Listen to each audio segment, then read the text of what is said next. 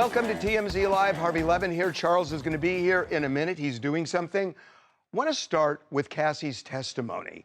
And this involves these freak-off videos. And she said something on the stand which I think is really important, could be central to this case. But here's what she said, and this came up several times. Essentially, this is a summary, that Cassie begged Combs to delete explicit videos. These are the freak-off videos. She said he used the threat of releasing the videos to shame her, including while she was seeing someone else. She actually describes an incident. She says, one time I was dating someone else, and he threatened to release the freak-off videos. And then she says, I'd have to answer to my mother, and she was horrified by it. So there apparently, at least according to Cassie, were these repeated threats to release these freak-off videos. We talked about this yesterday. The problem is you need to connect these threats to the allegation against Diddy, the charge against Diddy. For example, if Diddy said, I will release these freak-off videos unless you participate in a freak-off tomorrow, and just that statement alone, that's extortion.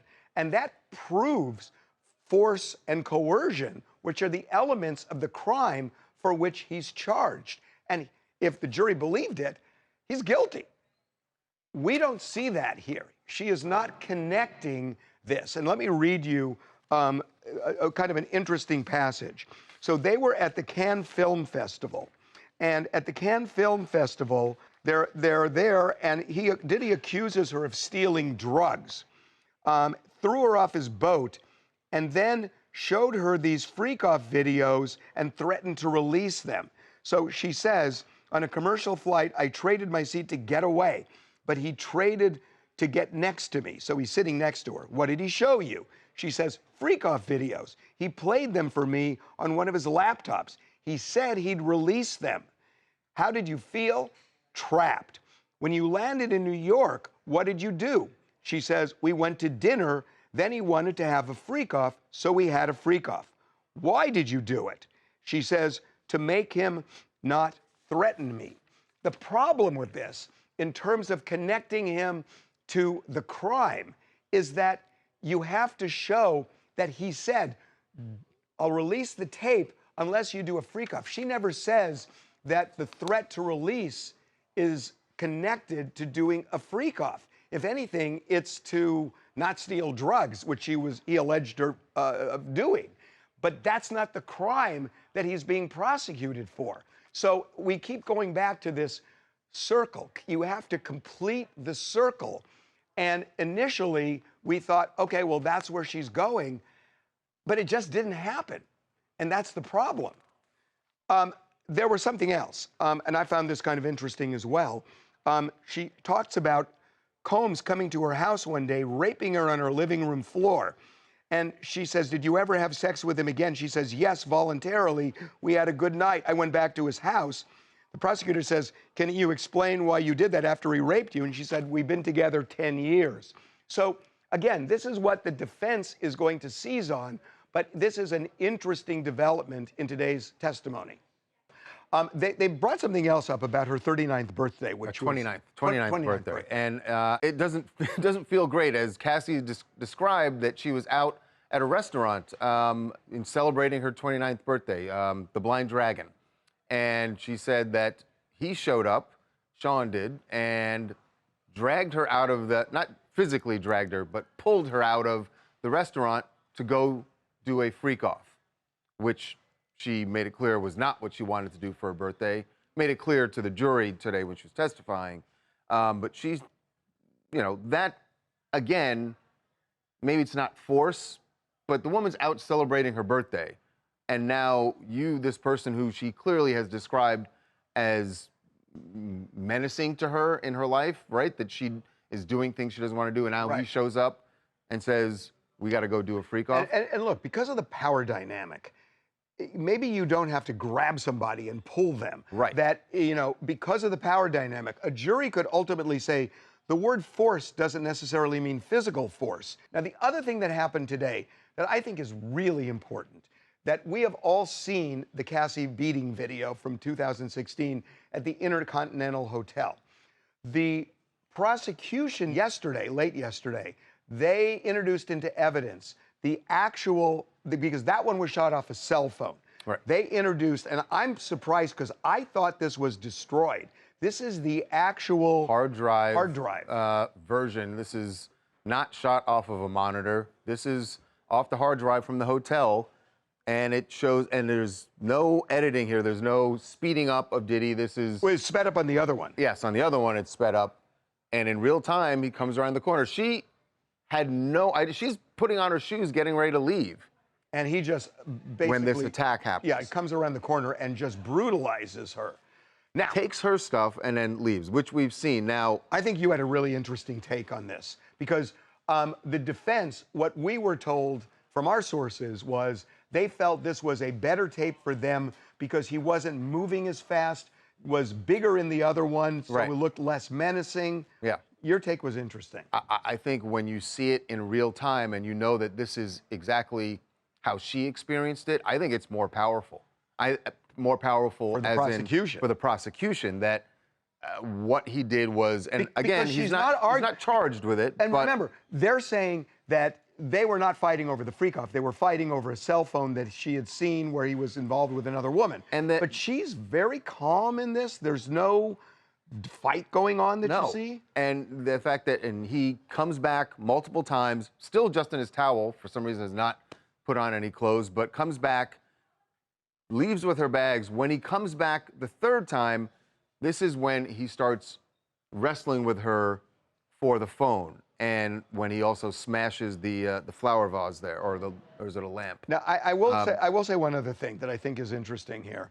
The defense is going to say this was over the there he walks back with the phone. And I'm wondering, was that his phone? That's what we have not heard that yet, whether that is her phone or his phone. But I'm guessing it was his phone because that's the defense's argument that they were arguing over something that she saw on his phone. Right. So that kind of makes sense. Yeah, but then you get to the point where he's got the phone in his hand and he walks to the other end of the lobby there, and he turns around and he starts screaming at her, and then he comes back at her again. So if it's about a phone, she's already seen what's ever there, and now he has it. So why possession. Is he still? So at this point, he's just terrorizing her, it appears. Well, and I guess the question is, if that's the case, that is a domestic violence case, which is a state case. What the prosecution has to do is they have to tie any of this to these freak-offs in order to convict him on the charges. There was a freak-off going on. This is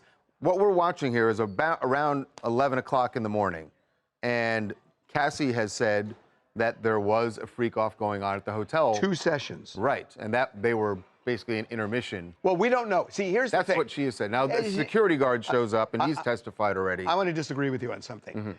It was unclear to me, and I think this is so relevant, when she said there were 2 sessions of a freak-off, and that after the first, she said, I want to leave to go to a premiere, and that's when he started assaulting her. That's her version of it. That's her version. She was trying to leave. But she never said whether that assault was inside the room, because it could have been in the room, or was it what we're seeing now in the hallway? If it was in the hallway, they may have him dead to rights, but you're saying whether the alleged assault over her leaving was it in the room, what we're seeing in the hallway, or was it in the hallway? Right. And I think that makes a huge difference, and she never connected the dots on that. It makes a huge difference in connecting it to the freak-offs, which is part of the criminal, is the case. Whereas if it's just an argument between boyfriend and girlfriend, that's a domestic It may be a thing, domestic violence case, which is a state case and not a federal case. Demetria Davis out of Atlanta, Georgia. I can only imagine the amount of emotions and sadness it took Cassie to take the stand on yesterday to relive some of the horrible moments and memories. Her testimony of his temper, his control, his forced freak-offs, all describe that of a monster and not a man. There are women all over the world that are being abused at the hands of a narcissistic man. But yesterday paved the way for women to come out, to stand up for themselves, to speak out. Yesterday's testimony put the nail in the coffin, but I'm sure there is so much more to surface. I always thought, and because the security guard testified, that 30 days after that incident in the hallway, he went back and looked, and the video was original not on the wasn't drive. there. I know what you're thinking. I've been thinking of it all is morning. it possible, because Diddy tried to pay him off, according to the guard. Right. Did Diddy pay somebody off to get the hard drive, put it in his safe? Because all we've heard is that the hotel is defunct, the video is long since gone, yet these are videos straight from the hard drive. So did he put it in his safe, and was that seized in the raid? If he did that, that's a I don't different know level of narcissism. I know. Like, why wouldn't you destroy? If you paid for it, destroy it. That's the point of buying it. That's why I raised this. Okay, got to take a break. All right, when we come back, cross-examining Cassie, it's gonna happen tomorrow, and how in the world will Diddy's defense team go at this? How do you not look like you are berating a victimized pregnant woman, but how do you actually defend your client? Famed defense attorney Jose Baez is gonna be here when we come back to give us some insight on how they could do it. How can they possibly be effective?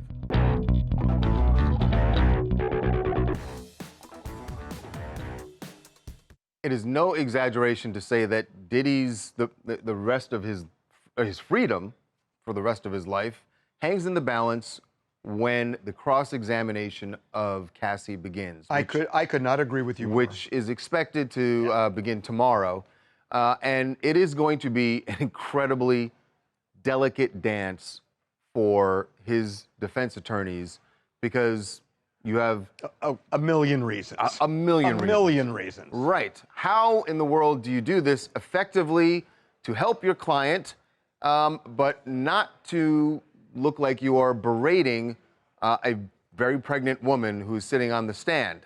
One person who definitely knows how to do this because he's successfully done it. An uphill climb. Yes. Jose Baez, the famed defense attorney, has made that uphill climb several times, successfully too. So notably Casey Anthony. Right. And he is joining us now to talk about how in the world you approach this very critical day in the trial. Jose, welcome back to TMZ Live. Thanks for having me, guys. Okay, Jose. So you have a client who repeatedly, brutally beat Cassie. She was forced to do things that are horrific, where Diddy was urinating on her, a sex worker urinating on her. You see the video of all of the horrible beating, and the jury has already seen the unedited version. The jury is also going to see freak-off videos, a freak-off video where Cassie, as she describes it, is being forced to have sex. And P.S., she's really pregnant. How do you do this? How do you cross-examine? This is an interesting case because it confuses me to no end, to be honest with you. I look at these charges that are typically geared towards mafioso type cases and other high organized crime type cases, and then you try to encapsulate the life of a rap star. And I heard you mention earlier that this whole case rises and falls on the cross-examination of Cassie, where in fact it really should not. Yeah, we're trying to lay predicate crimes, but you're in a unique situation here where you have clearly domestic violence. This is a domestic violence incident that we're referring to. A lot of the things that she's alleging she was forced to do are somewhat contested. So I think the right way to answer your question directly would be take those text messages, those witnesses, those specific incidents where she shows the opposite of what she's saying. So for example, I'm certain there are plenty of I love you texts. I'm certain there are plenty of things where she's arguing at him, where she's showing a certain amount of anger towards him for, could be anything. It could be him coming home late one day. It could be any number of incidents that would follow these specific incidents to show that she's not a prisoner. And that, I think, is the key thing here. Consent as to these acts is going to be at the heart of her cross-examination. So she ultimately left him.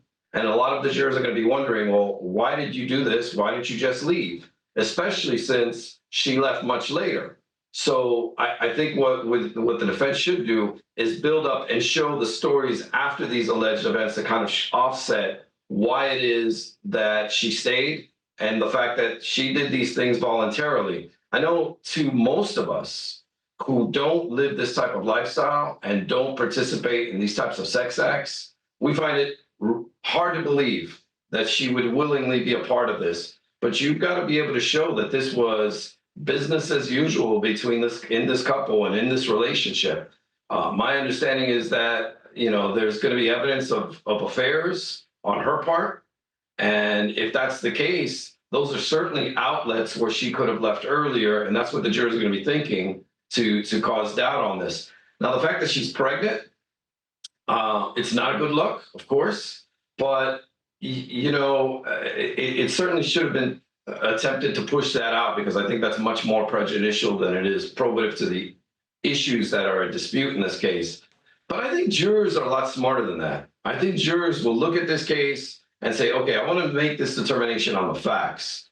If you allow this prosecution to run with this bad dude evidence, he's going to get convicted. But if you stop it, and if you confront it and call it out and show to the jurors that, look, they're not showing that he's a criminal. They're not showing that he's some head of a criminal organization. They're just showing domestic violence. And they're using this evidence to try and get you to hate him, so that way a conviction could be easy. Diddy is not going to take the stand to contradict it. So all they really have is Diddy watching and Cassie saying. And if they find her generally believable, because I think it's relevant that she said, yeah, on some of these I did consent, especially at the beginning. So she's not acting like, one of these where an alleged victim says, I never agreed to any of it, where you just don't believe that. She's actually saying, sometimes I did and sometimes I didn't. If you get one, sometimes I didn't, but he forced me, you get convicted. Well, correct, 100%. But this is your job to show the totality of the circumstances. So let's look at who we're talking about. We're talking about an individual who is now $30 million richer, an individual who utilized because he paid it. Because he paid it. Right, because she threatened to expose him, and unfortunately, well, no, you can't bring that up, though, right? But the lawsuit came out, and then he paid. Correct. It's understandable, but sometimes people pay to shut things down and thinking that it would be eliminated, and also to preclude her from going around selling this book or something along those lines, or making public statements to continue to damage, because the 30 million is a small drop in the bucket of what could have been and what ultimately ended up happening to that cost him. Yeah. Charles just raised a really good point.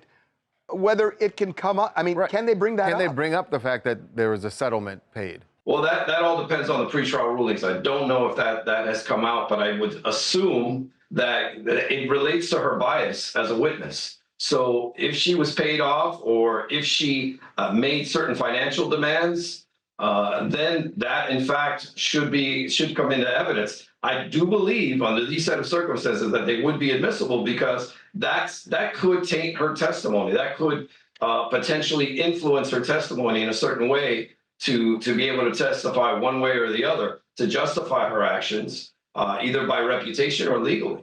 Yeah. So I think you're right. I think it's going to come out. Look, what happens if she gets up there and says, you know what, I kind of lied about all that money. I lied about all these stories to get money from him. Well, if that happens, then she's liable for that 30 million after this. If this case gets thrown out, then she's liable for that 30 million. Once that video came out of the beating, everyone was much more inclined to believe everything else she said, because that was the thing from the lawsuit that he denied flatly. He said it never happened. Right. I would never do that. And then months later, there he was making an apology video because we did see it. So, this whole thing about she's lying, I think most people believe everything that Cassie is saying at this point.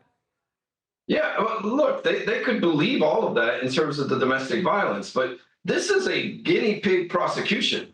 No, but I mean, they not believe the other normal. things besides domestic violence. Do you know what? We're totally out of time. I just want to ask you something. It's probably an unfair question.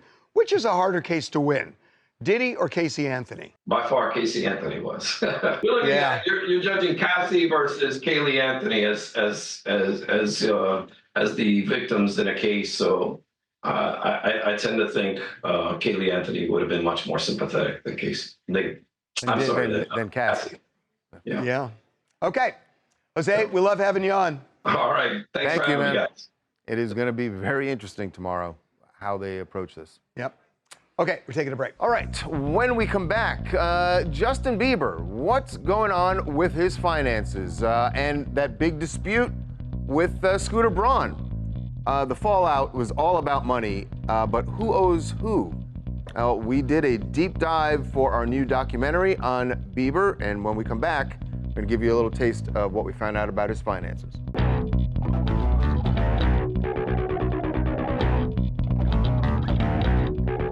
TMZ's got every freaking thing. Big celebs, big stories, big events. Justin Timberlake made Portland kids' dream come true by joining a bike bus ride. And they always listen to Justin Timberlake. Cry me a river when they fall. Yeah, right.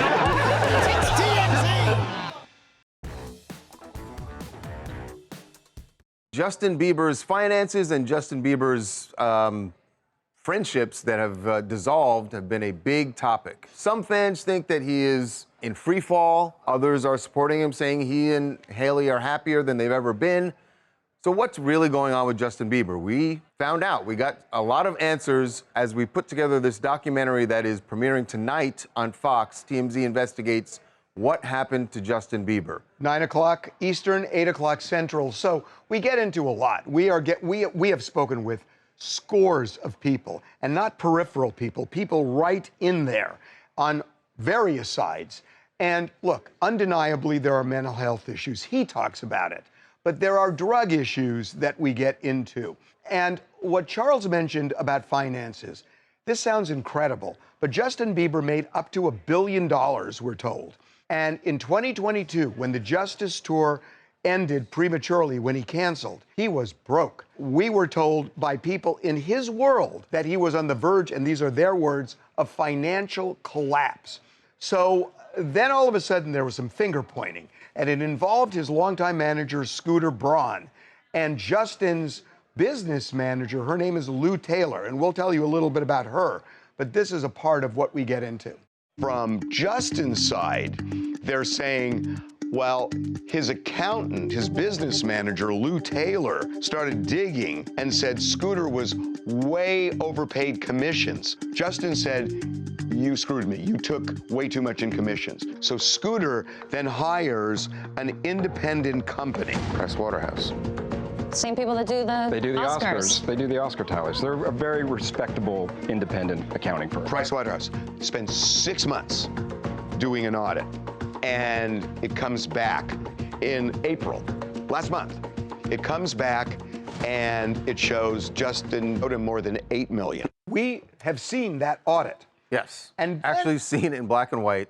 That's the number. The number matches up. 8.6 million and $8,000, I believe it is.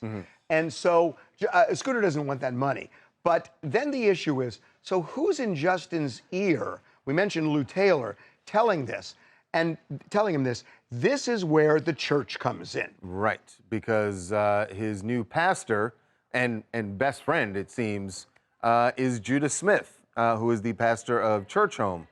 And there are a lot of people who told us that they believe that Judah is the one who is telling him, who was in Justin's ear, saying, these people that are around you. All of these people around you. Yeah, because it's not just Scooter. Best man in his wedding. Yes, Ryan Good. Ryan Good. Justin has isolated himself from most of the people who were the core of his world. And a lot of people think this is Judah because Justin is church-centric. I mean, what we found out about Ryan Good, who we mentioned who was Justin's best man, was also co-founder of Drew House. What we found out about a conversation that Judah had with, I don't know if it's right to call it a conversation, a cornering of Ryan Good and the questions that were fired at him, it was like the Inquisition. About personal About things. very personal things. And at that point, Ryan Good just said, this is a cult. And something, by the way, Judah denies. And he said, I don't want to have anything to do with the church. Justin then said, you're out of my life then.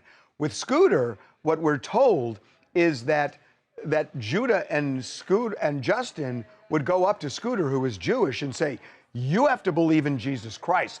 You need to believe in Jesus for us to have trust in you. And ultimately, Lou Taylor, who was a member of the church, on the board of directors, said, I am a lady of the cloth, Scooter, and we can forgive you, but we can't have any part of you anymore. And so it seems like the church is all over this. And by the way, we also get into the marriage because I will say, I think they're in a much better spot now than they were earlier. But there were huge, huge bumps. Early on, Huge bumps. A lot of information in this documentary. It is on tonight on Fox, 9 o'clock, 8 Central. TMZ investigates what happened to Justin Bieber.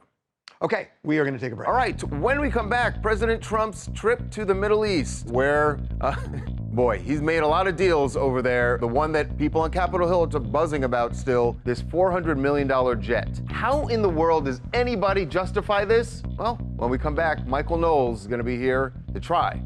This should be an interesting conversation, to say the least.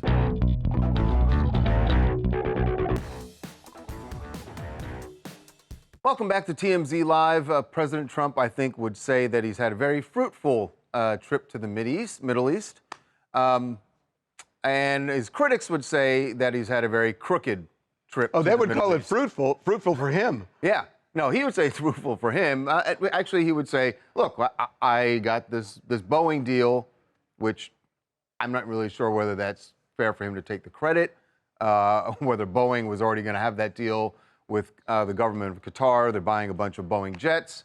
But the Boeing jet that everybody, especially on Capitol Hill, is talking about is the one that President Trump is getting from, as he says, a free gift, free in quotes, $400 million luxury jet that will be operated as Air Force One. From Qatar. Yeah. So a lot of people got a lot of issues. And there are people defending it.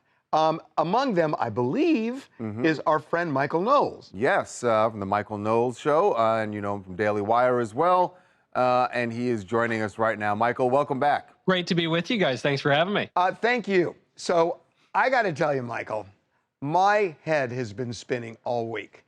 That to say this is a gift to the United States, when this is going to go, probably fly for a year because they're going to dismantle this thing at a cost of hundreds of millions of dollars. So Donald Trump can fly in it in 1 year.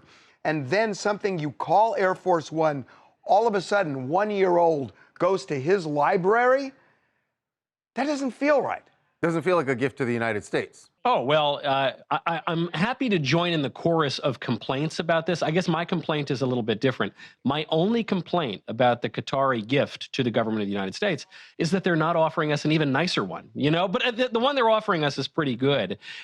You know, it's pretty simply a gift to the United States in as much as Qatar is giving it to the government of the United States. It will be flown for a short period of time. Obviously, there will have to be a lot of safety inspections. They'll have to slap some new paint on the side.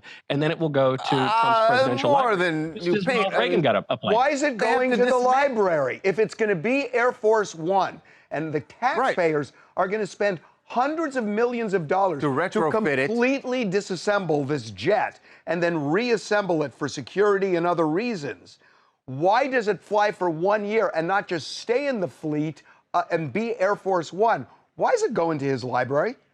Well, the reason that the plane has to come to the United States in the first place is because we've already ordered multiple Air Force One airplanes. But not that one from Qatar. Not that one from Qatar.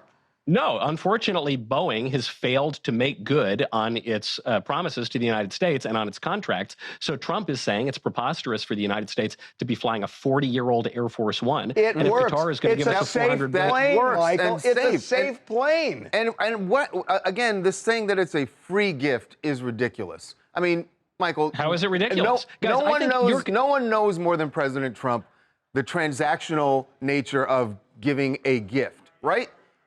So I'm if not you so really, sure about you that. really believe that there are no strings attached and that there's never that the government of Qatar is never going to come and knock in and say, hey, remember that nice jet we gave you? And that there's not going to be some transaction? No, not at all. Because what you guys are confusing this with, you seem to think that this is like Hunter Biden going around and accepting foreign bribes to personally enrich his family. Oh, I think it's this worse. Is totally different. I think this is worse. I think this is way worse. How is this worse? He is cutting basic programs for people to live where they can eat and where they can get health care.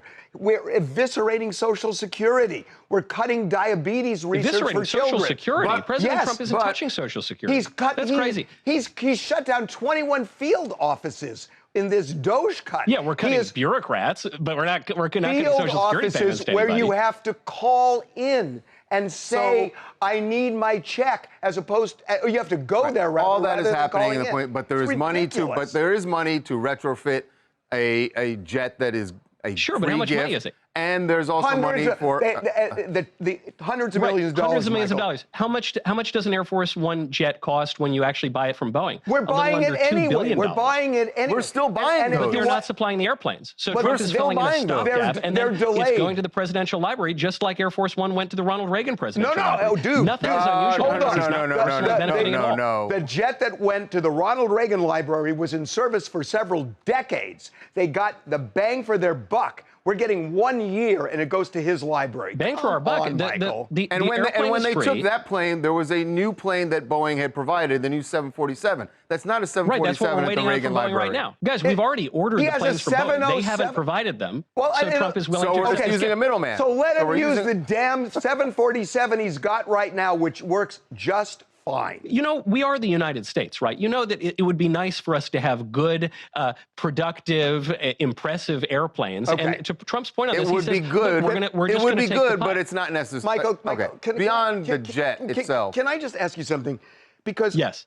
I'm old now, and you know I hate to admit it, but I am. Are you saying we're running out of time? This right? is not the country that I grew up in and lived in as an adult. Because we got a good deal on an airplane? Hold on, no. No. I'm Moving beyond the looking plane broader. now. Okay. We are Broader nuzzling up to Qatar, which is horrific when it comes to human rights. And I could give you a list, but we don't have time. Saudi Arabia, we're nuzzling up to Russia. We're nuzzling But did you up just now. see the contradiction, Harvey? We're nuzzling up to Syria right now. And we are attacking Canada. We are attacking France. This is not my country anymore, the country that I thought we had. First of all, Saudi Arabia has been a U.S. ally for many decades at this point. This has nothing to do with So Trump. long But I as they think you don't just showed a contradiction As here. long as they don't cut the heads off of journalists, right? No, they cut, well, off of Saudi spies, like in the case of Jamal Khashoggi. But I think you've just shown a contradiction, which is you're saying Trump's cozying up to Qatar, and Qatar is going to expect something in return. Did you see the Teslas? Not one day. Did you see the Teslas that followed him to the palace? Tesla's a very prominent company, and a lot of people You're desire them. smiling. Wow. You're smiling, Michael. It just looks No, it is. ridiculous. It's a very profitable company. But what you're forgetting, Harvey, is not one day after everyone's losing their minds that we're sucking up to Qatar because we're accepting a generous gift of an airplane, which is a good deal, not one day after that, Trump signs the biggest arms deal in history with Saudi Arabia, which is an enemy of Qatar. So which is it? Are we sucking up to Iran and Qatar, or are we sucking up to Saudi Arabia and Israel? Which is it? We're sucking up to anybody who will give us a you know, a jet or whatever else. As Trump That's who we suck enriches up to. himself. I mean, Well, he's not enriching himself. Trump has flown around on a 757 personally long before he was president. the jet's going to his library. The jet's going to his library. And I mean, we can't even get into the cryptocurrency right now and the Chinese company that just bought $300 million and what they're building in other countries. I think the Democrats are so desperate to find anything to complain about regarding Trump because his policies are so popular that they're pointing out to getting a good deal on an airplane is the worst thing they can accuse him of. Meanwhile, he's getting hundreds. We're out of time, but I got to ask you something. When you come to L.A., if we could have dinner, how long would we last before we're kicked out of the restaurant? I think when they kick us out, we should go have dinner on that beautiful palatial jet if President Trump will let us. That would be a beautiful dining experience. Pass. But if you come to L.A., we'll go to dinner. How's that? That sounds good to me. Okay. Enjoy. All right, Michael. Thanks for being with us, man. We'll talk to you next time. Thanks Michael. Okay, we are going to take a break. When we come back, wow, Taylor Swift gets dragged even deeper into the Blake Lively, Justin Baldoni legal war because now there are claims that Blake's team threatened Taylor, saying she better come out swinging for Blake or else.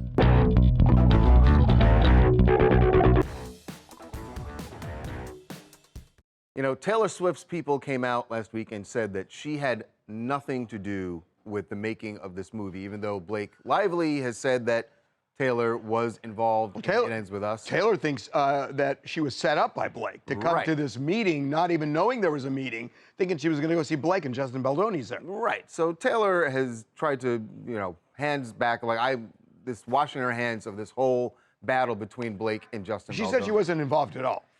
Well, turns out, well, alleged anyway, that Taylor was involved in after the fact. Once the war started between Justin and Blake, the claim now is that Blake's people contacted Taylor's people and basically threatened her, or maybe even you could use the word extorted her, into joining the fray and coming out very publicly in defense of Blake. And now this might come out. Well, there is an or else, correct, Eric? That's right. This is an explosive development in all this. Brian Friedman has now filed documents with the court saying there's two things. Brian Friedman, Justin Baldoni's lawyer. That's right. Justin Baldoni's lawyer said there's two things I'm looking for with the subpoena. One, he thinks there's evidence that Blake tried to tell Taylor to delete text messages in the aftermath. That would be evidence spoliation. Do we know what text messages, what they are? It doesn't say. It just says, well, he's looking for documents sort of supporting this theory that she asked to destroy text messages. He doesn't even know, but he thinks there's evidence of that. The other thing he thinks is that Blake's lawyer, Michael Gottlieb, contacted an attorney for Taylor Swift and said, hey, your client, Taylor Swift, needs to come out in public support of my client, Blake Lively, in this whole Baldoni saga, or else. And the or else, he says in the letter, was intimated that if he refused to do so, private text messages of a personal nature would be released. A personal nature in Miss Lively's possession, meaning probably Taylor's text to Blake, would be released. But is it related to Justin Baldoni, or is it just personal stuff that would have tarnished Taylor? I'm not even sure he knows completely. He just describes them that way in this letter as private text messages of a personal nature in Ms. Lively's possession would be released. So that was the threat to say, hey, get Taylor to come out and publicly support Blake or else. That's called extortion if it's true? If it's true. That's what he calls them, extortionate threats, and he wants evidence of it. He thinks, look, they're going to try to quash this subpoena to prevent this from coming out, and he's saying, don't quash it, Your Honor. This is highly relevant to evidence spoliation. He is saying that Blake Lively's attorney told Taylor's lawyer, if you don't come out and publicly support Blake, we will release text messages. Personal text messages. Sounds real extortionate, if it's true. If it's true. We don't know if it's true, but wow, it's gone to that level. I'm Loretta. I'm from Louisville, Kentucky, and I'm a huge fan of Taylor Swift. And I think Blake and her team are dabbling into something they don't know about, because Taylor will go all out on them. If Blake went after Taylor that way, boy, does the tide fully turn in favor of Justin Baldoni. Yeah. Okay, taking a break. All right, when we come back, the big news for the Menendez brothers in court yesterday. Sure you've heard about this. Here's the problem. Ain't big news. It ain't the big news that you heard. You all right over there? I choked. Yeah, maybe you should wait until we go to commercial to actually start drinking. We'll be right back. Justin Bieber has made between $500 million and $1 billion. Fox Tonight. Is he unraveling before our eyes? He definitely looked out of it. Those videos were scary. The power struggle fueled by money. He was on the verge of financial collapse. And accusations of betrayal. For the first time in a long time, he has a circle of people that are protecting him. Find out the source behind his latest struggles. They are saying this is a cult. Absolutely. TMZ investigates what happened to Justin Bieber tonight on Fox. Well, the celebration was in full swing here in LA after the resentencing hearing for the Menendez brothers. And so the media has been reporting this as a huge moment, that now the parole board is going to hear whether Eric and Lyle should be recommended for release and send it on to the governor. Here's the thing. They're all wrong. They're just all wrong. That ship sailed 2 months ago. Governor Newsom has already asked the parole board for To a review review. the case. So what really happened here is this, that yes, there was on the table a motion to resentence them. So they took out life without the possibility of parole, and they made it 50 years to life. It's kind of which like makes them bookkeeping. eligible. So now what the judge has done is said, we will send this over to the parole board, can now make a decision on whether they want to hear the case. But they're already hearing the case. And the reason Mark Geragos wanted this hearing was not even to get resentencing. I mean, I know this, right? I mean, we do Two Angry Men together. So the reason he really wanted this is what he wanted was the judge to change the conviction from murder to manslaughter because they would be instantly free because they've served way more than the max. That didn't happen. So, you know, Geragos is happy. I mean, it's really more of a loss for the DA than it is a win for Geragos because it's already at the parole board. So I just want to give you my opinion about this. Gavin Newsom, I find this really shocking that Gavin Newsom, who knows how to calculate and is almost certainly going to run for president, people are divided right down the middle on whether these guys should ever get out. So Newsom took it upon himself. He picked up the political hot potato. He picked it up as soon as the new DA got elected and said, I want it sent to the parole board. So the parole board is looking at two things. Are they a danger if they get out, and have they been rehabilitated?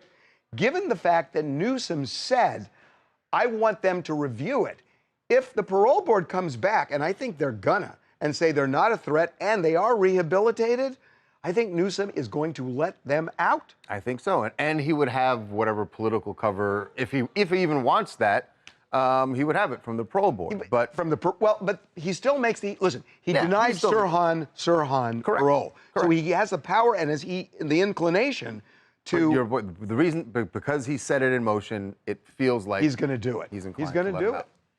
All right, we are going to take a break. When we come back, Kim Kardashian, fresh off her gripping testimony in Paris. Well, you're in Paris already. What are you going to do? We will show you how she is enjoying the city of light.